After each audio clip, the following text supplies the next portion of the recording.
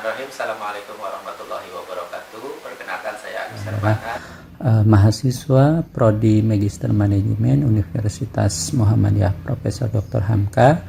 Kali ini saya akan menyampaikan materi terkait dengan gagasan penelitian, yaitu tugas dari mata kuliah metode penelitian dan bisnis. Nah, tema yang saya ambil terkait dengan penelitian tesis yang akan saya laksanakan yaitu tentang pengaruh gaya kepemimpinan, motivasi, dan keterampilan guru terhadap produktivitas kerja guru di SDIT Global Insan Madani yang berada di Kecamatan Jati Sampurna, Kota Bekasi.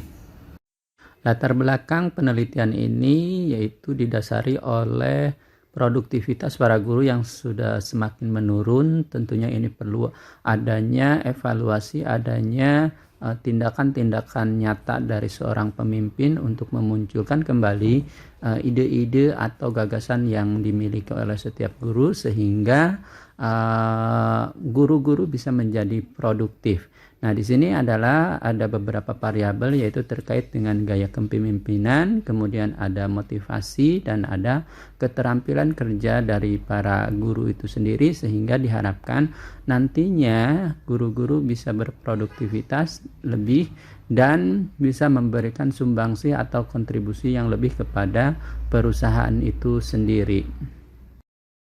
Dari uraian latar belakang yang dijelaskan bahwa dapat diidentifikasi beberapa masalah, yaitu yang pertama kurang efektifnya pengolahan sumber daya manusia dan sumber daya yang lain yang mendukung dapat menghambat pencapaian tujuan organisasi atau perusahaan. Yang kedua adalah sikap pemimpin yang buruk akan menurunkan produktivitas kerja guru. Berikutnya, gaya kepemimpinan yang penerapannya tidak sesuai dengan keadaan guru akan menghambat dalam mencapai tujuan organisasi.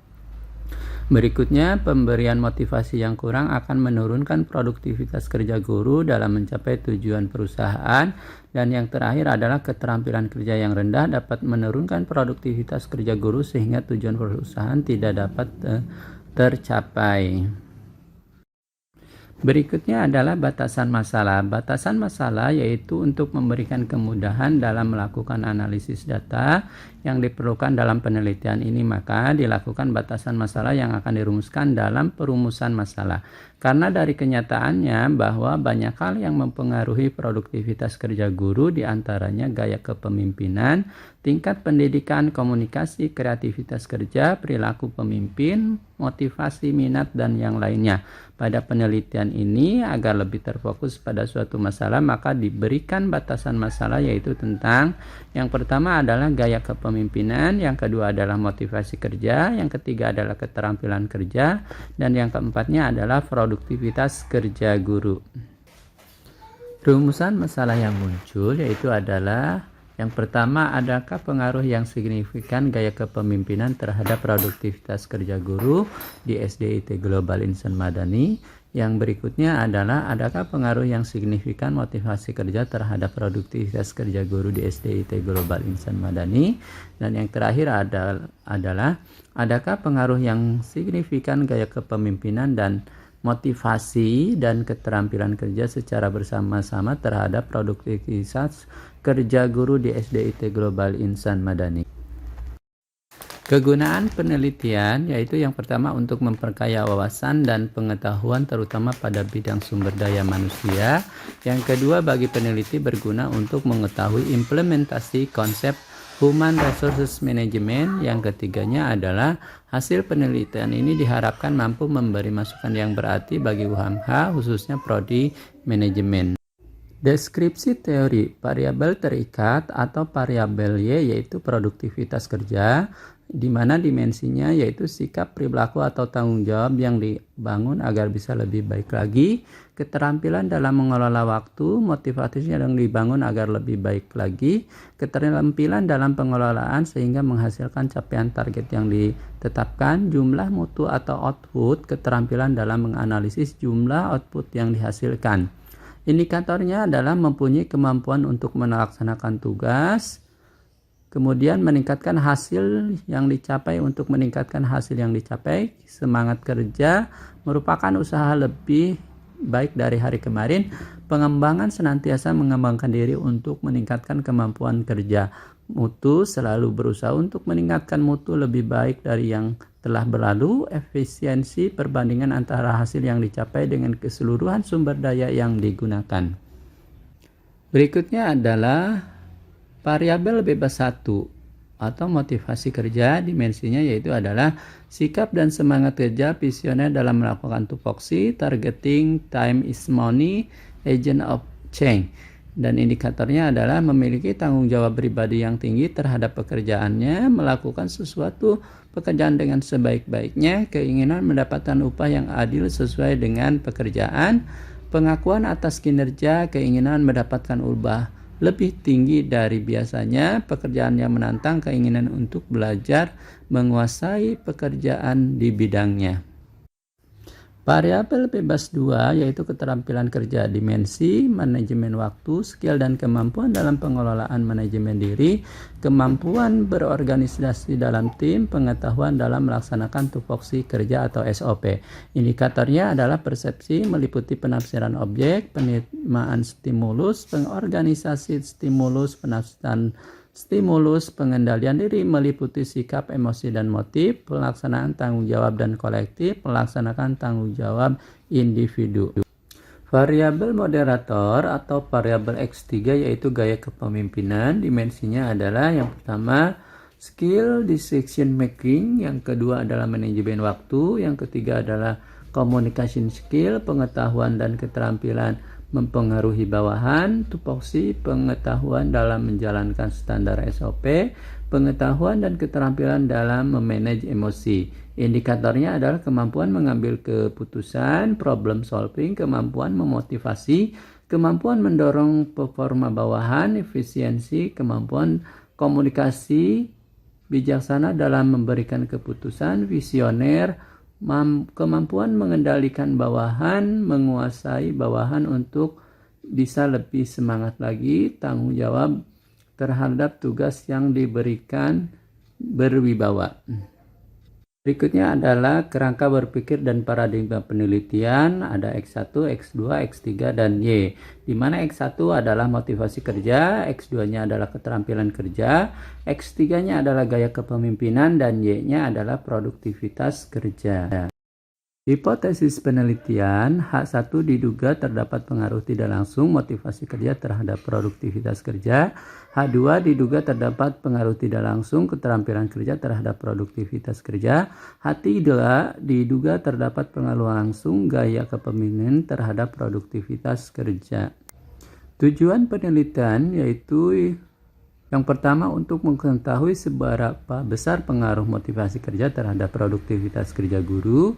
Yang kedua adalah untuk mengetahui seberapa besar pengaruh keterampilan kerja terhadap produktivitas kerja guru.